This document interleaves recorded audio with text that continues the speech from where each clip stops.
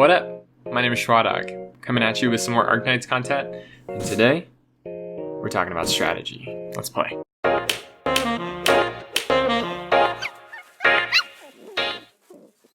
So these are not prescription glasses, these are blue light filter glasses, and I think just because I've been spending a lot of time staring at screens and working on my computer from home during quarantine, I just decided to try and protect my eyes a little bit better.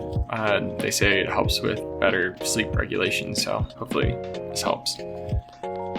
But today, what I did is I set up a challenge for myself where I went to stage 5-10 and took 3 different teams, and each of the teams included, healers, defenders, specialists, and supporters, but where it changed was really who is going to be my DPS. So whether that's casters or guards or snipers, those are the operators that really changed the format of my team. Another different way that I did the stage was I either did it really aggressively, so really near the enemy spawn points, or played more defensive near the blue spawn points.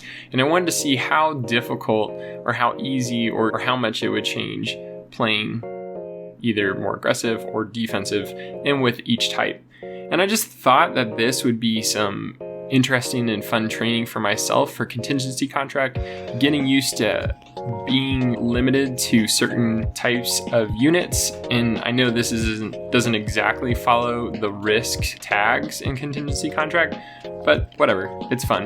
And it helps me to practice the basics. The teams that you'll see are my final teams that I ended up beating the stages with, and feeling pretty confident that that worked out really well. I did experiment with a few operators, so like on my sniper team, I switched out Shirayuki to Meteorite. On the sniper team, I needed to use Angelina. I just couldn't do enough damage to the big whack'ems, the big thick boys, without her.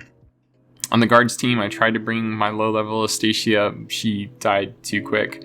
I tried bringing another defender, and eventually I switched in Swire and used her team buff. In the caster team, I switched out Gitano for Amia. I tried it without Ethan, I tried it with Glaucus, and then eventually I went back to using Ethan. And yeah, for me, what I continue to focus on is to get enough Okay, so let's take a look at these. We'll start with casters and being aggressive. So I got Ifrit, I got Amia. I'm bringing a lot of defenders on this one because of Faust. I know that he's going to target my casters and they just wouldn't last, or my medics and they just wouldn't last, and so I decided to bring a lot of defenders in order to bait him. So you'll see I have Korra, Saria, and Hoshiguma. And all of my runs start out basically the same, so I'll let you see this one, but then after this, I'll skip that into more important areas. But you'll see that I put Myrtle down, I put Texas down, and that is focusing on my DP regeneration. You gotta have your vanguards out there in order to generate enough DP, especially for the caster team, because they have such a higher amount of DP need. I have Aya Fiala on skill 2. Basically the whole time. The volcano is amazing, though I think for consistency, and I wanted to use skill 2 for her. Ifrit's also on skill 2. There you see me deploy Korra, knowing that Faust is going to come out and start shooting. I didn't want him to hit Angelina, I think was the last one I put out. So a couple times I had put Ethan down there, and that caster that was right there would target him and just pick at him until he was dead. And because Telapsis and Nightingale can't reach him, they wouldn't be able to heal him. But I do have Angelina out there at E2, and so she will help with a little bit of that regen. And in this run, honestly, once I got the defenders down in the right order so that Faust would not target my casters, it was all over. Especially with Hoshiguma, the casters have more than enough damage to take care of any leaks with the defenders, meaning that the defenders are not gonna leak. And so that was the key portion of this, and it was pretty easy being in front. Ethan I put down there just to help slow down a couple enemies to allow my casters to recharge their skills. Alright, let's take a look at our guards' aggressive. And this one went also pretty easy. The caster's one went pretty easy being aggressive. This one went pretty easy being aggressive. You can see I brought a lot of guards.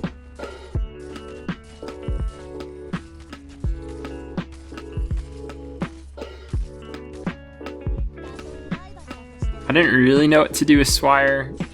The problem is that she's not going to charge her skill unless she's hitting somebody. And in this stage, I'm not going to leave Chen out very much. So she is getting some hits in.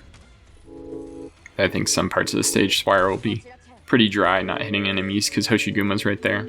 So there, I could have done my defender placement better. I could have put Spectre first. Also now, I'm putting Nightingale down. I could have put Spectre first and then put Hoshiguma, and poor Shining is getting torn up. So I definitely could have done better on that. I just don't think I was paying attention. I think I was overconfident with my guard team, thinking that they're fine, they're gonna kill him. And having Nightingale's little cell pumpkin thingy that she places down is amazing for baiting Faust. Kill Mephisto with Helliger. Yeah, so I was definitely overconfident with this team, and I think that's where some of those mistakes came from. But I want Faust to walk right next to Hoshiguma, pop Swire's ability, pop Hoshiguma's ability, pop Chen's ability. Just take care of them all. And there we go. So now let's take a look at snipers being aggressive. So I need to place Angelina for the snipers in order to take care of these big hammer guys. Xu killing it. So in each team, I saw basically what was highlighted about it. With snipers, they do a lot of physical damage. I needed to bring Angelina because by the time that guy came over, I didn't have the firepower in order to deal with him. But yeah, I'm gonna run a similar setup with the sniper team that I did with the caster team. I'm gonna use Ethan and also bait Faust with a defender. And the purpose of that is to allow my team's skills to charge, hold them at the defenders, and blast them. And I remembered failing this one a couple times because before bringing Angelina and before bringing Meteorite, I would just get a few leaks here and there because the defenders were so busy blocking the big guys or getting stunned, I would lose. So that's another thing with the guard team in Lapland's Silence. I mean, she really helps to mitigate those big hammer dudes' talent. I really need to look up what they're called. And so it buys me time with Lapland to take care of them because I don't really have to worry about them stunning. So with the other team, the caster team, because those big guys don't have great arts defense, they just tore them up. But the sniper team, that's like really where their struggle was. So it was fun trying to think around that. You know, I brought Angelina as a way of taking care of them, but then I also brought Meteorite as another way of shredding defense. Because essentially you'll just see those three down on the ground for the rest of the time. Bringing Saria is great because she adds an extra, healing for my team, taking care of Executor over there. He's outside. He's like the only one outside of this range. Not that he's really getting targeted, but Saria provides more sustainability for the team. And that's that. All right, so when it came to the defensive side, I actually found that quite a bit harder. So I'll tell you why as we watch some of these. So I move my vanguards a little bit, but they're pretty much set up like this. And so my idea and my setup for this was not to have any of the operators. So you see I place a looking back towards our guard point. And so my idea was to not have my operators facing forward. That way we're only taking care of them. They're only hitting them once they get close enough on really the second half of the map. And that did make it quite a bit harder putting my team on the back half because they were able to come really in full force in their full force waves And so that was actually really good practice because it made me need to pay attention to all the same things, but even more. I felt like when I was aggressive, which is probably naturally more my strategy, more my style, I excelled at that. I felt like I could go aggressive. I felt like I could make a couple more mistakes. But on the defensive side, I felt like I really needed to think about it, really needed to practice a couple different runs. And it was a good challenge. Still with the caster team, I didn't find it terribly hard. I think this might have been my second try where I got this. One thing I would have done differently with Ethan is I would have had him facing down because he has enough range to reach down in front of Texas and bind up some more enemies. Once again, just allowing Aya to charge her skill more. But the caster team definitely had plenty of damage to take care of the enemies. And so when I'm thinking about Contingency Contract and thinking about if I were to be able to use a caster team or to try that risk tag, you think about crowd control mixed with your casters set up in a way where they're doing maximum damage as much as possible, or they're having as much time to recharge their skills. Yeah, so crowd control becomes really important in that. And I was thinking about this, and I would need to watch it a little bit more closely, but I was wondering if I needed the defenders in the back except to tank Faust's shots. And so almost that I could have done this with, say, like vanguards instead of those defenders if the vanguards could take Faust shots, which that would be more similar to Contingency Contract's risk tag. Is that so? Right there at the end, Hoshiguma does save my butt, so maybe I couldn't do that with a vanguard. So same basic setup with the vanguards. So I tried a couple different combinations. I needed to put Lapland where she's at because I wanted her to be able to cast silence on those big dudes. So then became the thing of my Swire's level is a little underleveled, or especially underleveled for this, but I wanted to use her talent. So her standing there as a guard, Lapland would have had more sustainability, I think, but I wanted her to be able to proc her talent, and then Spectre would benefit from her talent. And I used Chen and Lapland for my guard team that are mainly my arts damagers. And Swire barely squeaks by because I let her get targeted by Faust also. So now I've rectified that.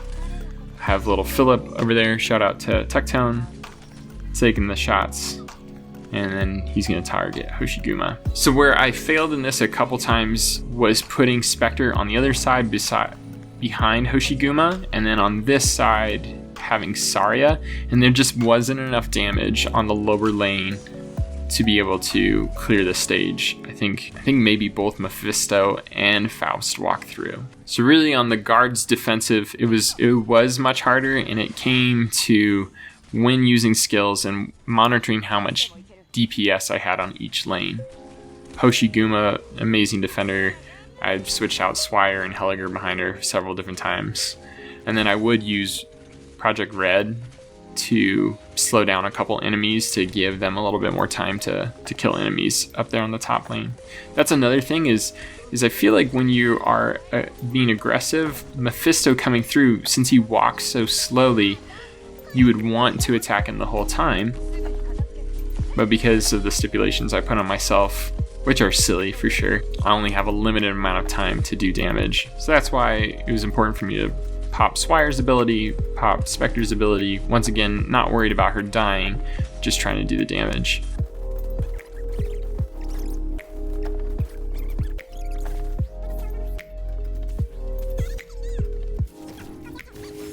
And there it goes. Success. All right, final video. Snipers on the defensive side. So it's essentially going to be a pretty similar thing. Angelina's going to help with Big Hammer Dude. And then it's just stacking enough snipers with Meteorite for sure to shred armor when it needs to, and then have the other snipers clean up. See there, I tried Ethan facing down to slow that side also. Here we go, proc Angelina, take care of the Big Hammer Dude. Man, Myrtle is amazing. I feel like she's able to recharge DP so quick and get out all the operators that I want to get out. Yep, see, Core is targeted, Faust. you can go to hell. No, I don't have anything against him as a character. On this stage, he's killed my operator so many times. He just destroys them.